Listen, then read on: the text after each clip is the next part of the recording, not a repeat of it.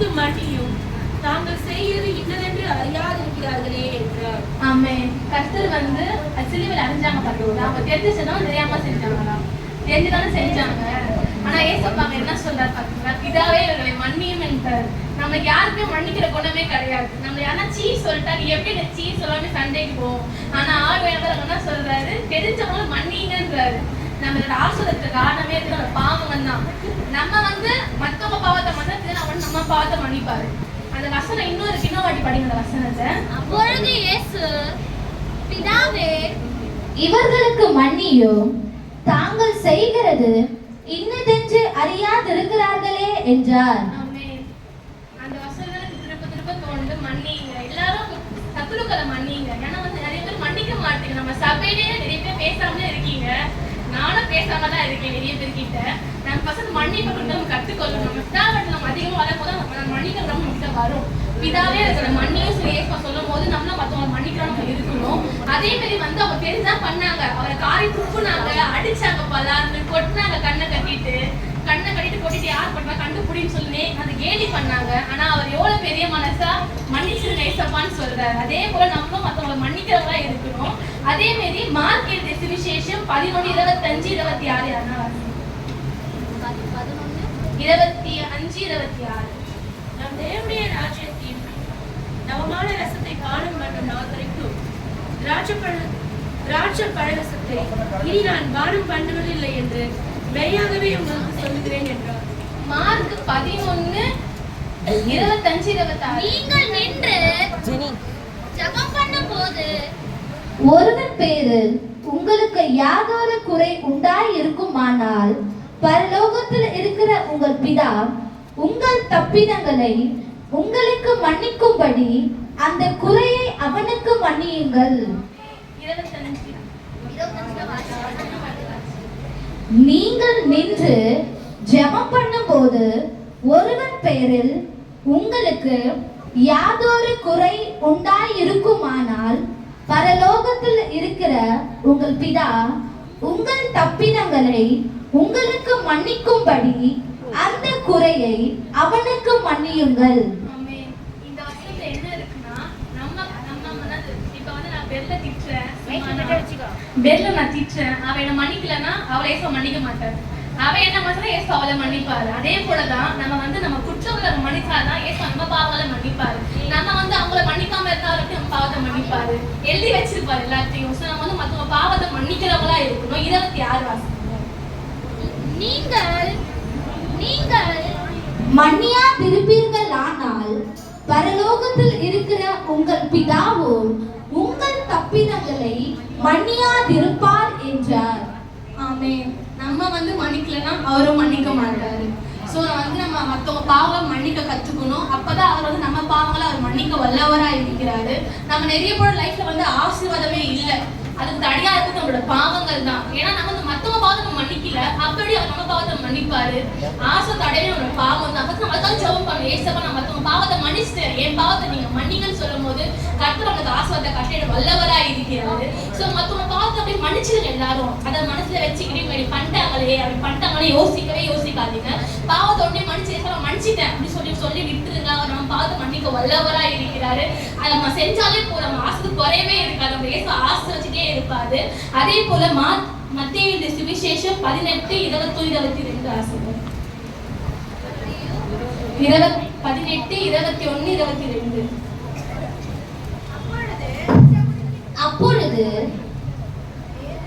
பேதுரு அவரிடத்தில் வந்து, ஆண்டவரே, என் சகோதரன் எனக்கு விரோதமாய் குற்றம் செய்து வந்தால் நான் எத்தனை தரம் மன்னிக்க வேண்டும்? 7 தரம் மட்டுமோ என்று கேட்டான்.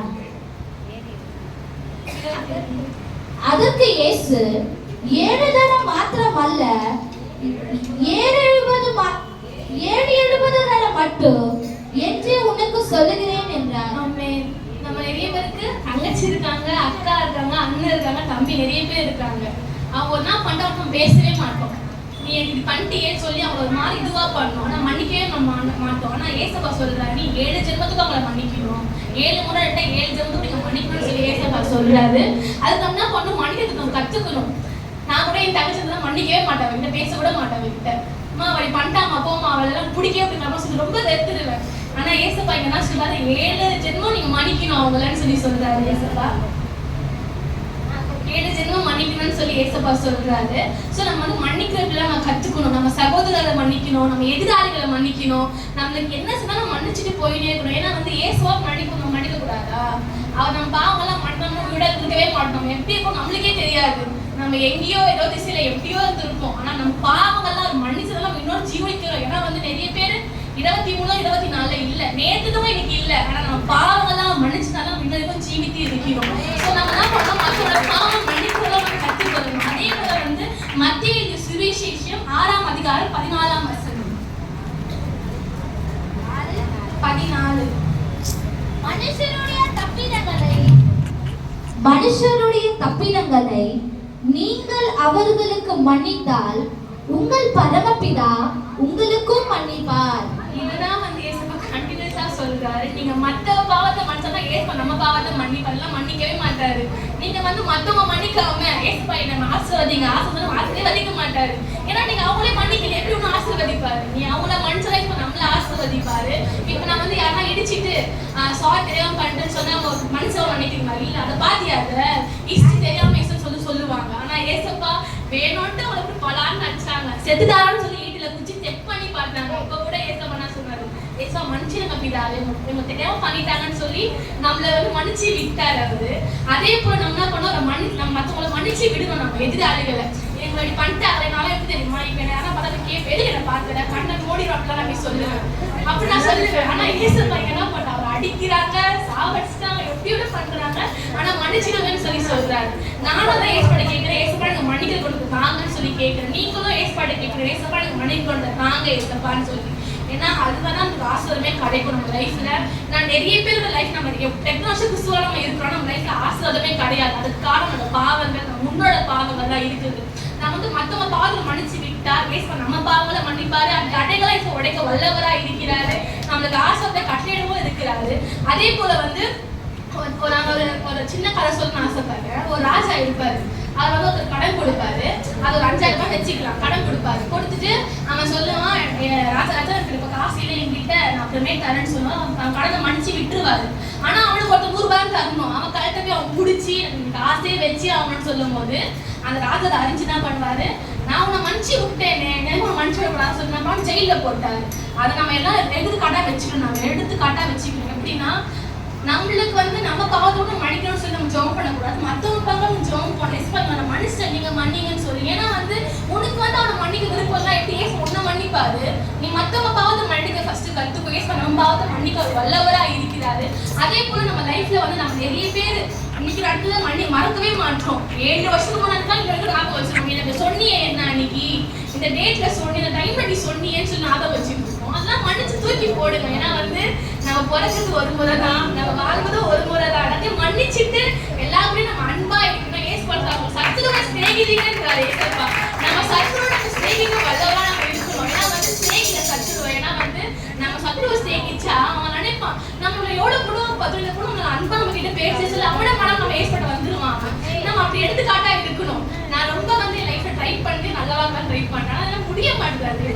கோவம் வந்துடுது, அப்படியே வந்துட்டு போவோம். நான் ஜெபம் பண்றேன், ஏசப்பா அந்த கோவத்தை எடுத்து போடுங்க ஏசப்பா அப்படி சொல்லி நான் என்ன சேஞ்ச் பண்றது போல நீங்களும் உங்களை சேஞ்ச் பண்ணிக்கணும். ஏன்னா வந்து நம்ம சேஞ்ச் பண்ணாதான் ஏசப்பா நம்மளுக்கு வெளிப்பட வல்லவரா இருக்கிறாரு. அதே போல வந்து நம்ம நிறைய பேர் வந்து இங்க இருக்கும் போது எனக்கு ஒரு விஷயம் இப்பதான் தோணுது. நான் வந்து இப்ப யாருன்னா சர்ச்சை கூட நான் வந்து ஒருத்தவங்க சொல்லிட்டேன், அதுக்காக நான் ரொம்ப திட்டிகிட்டே இருந்து ஒரு மாதிரி மறைச்சிட்டே இருப்பேன். ஆனா இந்த வசனம் எனக்கு கொடுக்கும் போது நான் தியானிக்கும் போது ஏசு எனக்கு உணர்த்தினாரு, நீ பண்றது தப்பு தான், நீ மற்றவங்களை நீ சொல்லலான்னு சொல்லி. நான் அதுக்காக அவங்ககிட்ட இப்ப நான் சாரி கேட்கிறேன். அது யாருன்னு அவங்களுக்கும் தெரியும், எனக்கும் தெரியும்.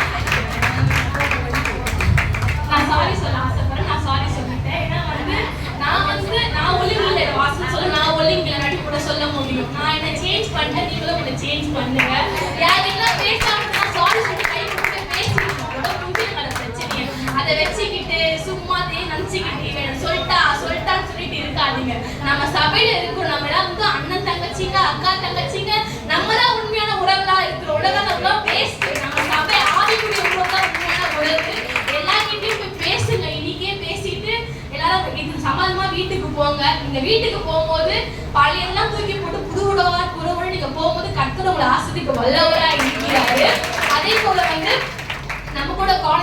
படிக்கிறோம், ஸ்கூல் படிக்கிறோம், வேலைக்கு போறோம். நம்ம கூட யாரும் எதிரி இருப்பாங்க. ஏன்னா நிறைய பேர் இருக்காங்க காலேஜ்ல.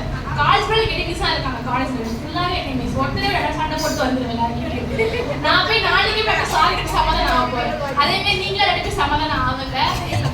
நம்ம சமாதானமா ஆனதா ஏசப்பா வந்து நம்மளையும் ஆஸ்வதிக்க வல்லவரா இருக்கிறாரு. மன்னிங்க மன்னிங்க மன்னிங்க, எல்லாரையும் மன்னிங்க. என்ன பண்ணாலும் மன்னிங்க. உங்களை அடிச்சாலும் மன்னிங்க. அடிச்சா இன்னொரு கருத்தை காட்டுங்க. நான் காட்டுவேனான்னு தெரியல, ஆனா டைப் பண்றேன். நான் டைப் பண்றேன். ஏன்னா வந்து ஏசப்பா சொல்லியிருக்காரு, உன்னை ஒரு கருத்தை அடிச்சா இன்னொரு கருத்தை காட்டுங்கிறாரு. நான் அந்த கருத்தையே 10 வாட்டி அடிச்சு வரும்னு எனக்கு தெரியும். ஆனா வந்து நான் மாத்திக்க நான் ட்ரை பண்றேன். நீங்களும் மாத்திக்க ட்ரை பண்ணுங்க. ஏன்னா வந்து நம்ம கர்த்தருடைய பிள்ளைகளா இருக்கணும். நம்ம என்ன பண்ணணும், அவர் வெளிப்படுத்தணும். நம்மளும் வெளிப்படுத்தும் போது ஏசு நம்மளை ஆஸ்வதிக்க வல்லவரா இருக்கிறாரு. நம்மள வந்து அவருக்கு மண்ணதால வரைஞ்சி அவரு மாதிரி நம்ம வரைஞ்சிருக்காரு, அவர் மாதிரி படிச்சிருக்காரு. சோ நம்ம வந்து கர்த்தரை நம்மள வந்து வெளிப்படுத்தணும். நம்ம பாத்தீங்க கிறிஸ்துவப்பான்னு சொல்லணும். நம்ம இந்த பொண்ணு கூட கிறிஸ்டியன் கல்யாணம்னு சொல்ல போறாங்க. யாரோ இந்த பொண்ணு கிறிஸ்டியன் கல்யாணம்னு சொல்லி நம்ம வாழ்நாள் பண்ணது அது மாதிரி நம்ம நடக்கணும். நம்ம பாதி நம்ம செவப்படுத்தணும். அதே மாதிரி நம்ம பாவங்கள்லாம் மன்னிங்க, பாவத்தெல்லாம் மன்னிச்சிடுங்க. எல்லாரும் பாவத்தையும் ஏசு நம்ம பாவத்தையும் மன்னிக்க வல்லவரா இருக்கிறாரு. அதே போல நான் திரும்ப நான் சொல்றது வந்து எல்லார்கிட்டையும் பேசிடுங்க. பேசாம யார்கிட்டயும் இருக்காதீங்க. ஏன்னா வந்து நம்ம ஒரே சபையில இருக்கிறோம். நம்ம ஆவிக்குற உறவுல இருக்கும் போது விரிசல் இருக்கவே வேணாம். எல்லார்கிட்டையும் மன்னிப்பு கேட்டு பேசிடுங்க. நான் கூட சத்திர பேசவே மாட்டேன். அவளை பார்த்தால அப்படி போயிடுவேன். அதுமே நான் நிறைய பேர்கிட்ட இருக்கிறேன். அதனால வந்து இன்னைக்கே அளவு பேசிட்டு நம்ம குடிசைன்னு நம்ம சொல்றோம். ஏசுவா மன்னி மன்னி மன்னின்னு சொல்ல நம்ம யாரையும் மன்னிக்கிறது இல்லை. ஏசுவா மன்னிக்க சொன்னார், மன்னிக்க சொன்னா நம்ம சொல்லிட்டு இருக்கோம். ஏன்னா மன்னிக்க சொன்னாரு, மன்னிக்க சொன்னார், அப்படி செய்யணும் இது பண்ணுங்க. சும்மா வாயால சொல்றீங்க ஏசுவா மன்னிக்க சொன்னாரு மன்னிக்க சொன்னாருன்னு. நம்ம மன்னிக்கதான் மன்னிக்கவே சொன்னார். நம்ம மன்னிக்க கத்துக்கணும். நம்ம இந்த குடிசைன்னு வந்து கடைபிடிப்போம். 7 வாரம் நம்ம கடைபிடிக்கணும். ஃபர்ஸ்ட் வந்து மன்னிங்க ஏசப்பான்னு சொன்னதுனால நீங்களும் மன்னிங்க. உங்க இருதயத்தை ஏசப்பா கிட்ட கொடுங்க. ஃபர்ஸ்ட் உங்க பாவங்கள்லாம் அறிக்கைட்டு அவட்ட கொடுங்க. இதயத்தை நம்ம இருதயத்தை அவட்ட போதும். அவட கூட எல்லாரும் மன்னிக்கிற குணம் வரும், அன்பா இருக்கிற குணம் வரும், எல்லா குணம் வரும். ஸோ எல்லாரும் என்ன பண்ணுங்க, ஏசப்பா நம்ம ஒப்பு கொடுத்துட்டு மன்னிங்க. கர்த்தரை நாமத்துக்கு மகிமை பண்ணுங்க. Very good very good. நல்ல கரங்களை தட்டுங்க. ஹalleluya. ஆண்டவர்